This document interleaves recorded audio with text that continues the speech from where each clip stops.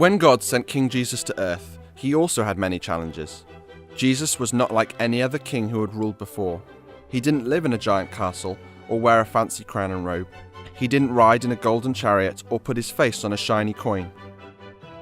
God planned for Jesus to come as a different kind of king, ruling a different kind of kingdom. Jesus was a king who didn't worry about where he lived and what clothes he would wear.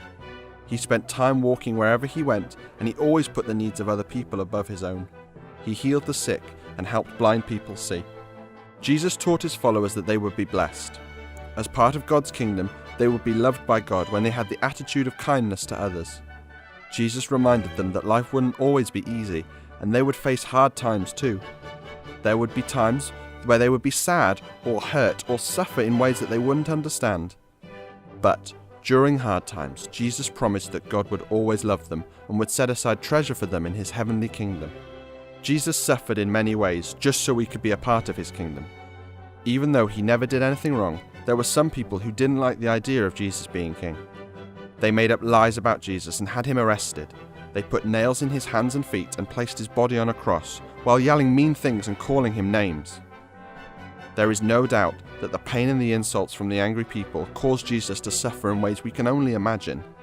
The most excruciating pain came when the punishment of all the sins of all the people in the world were placed on Jesus. In that moment, God let his son die. Jesus was taken off the cross, wrapped in linen, and buried in a tomb nearby. But the good news is, he didn't stay dead for long.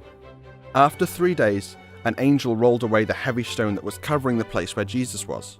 He came back to life and is now sitting on his throne in heaven. Nothing could keep King Jesus from loving his sons and daughters, you and me. Not even death. We can be a part of the kingdom of heaven by simply admitting that we've done wrong and believing that Jesus is God's son. When we commit our lives to follow him, we have the promise of his love and forgiveness no matter what we do. That makes this life on earth full of joy. Because Jesus suffered, we are blessed because we will live in heaven with him one day.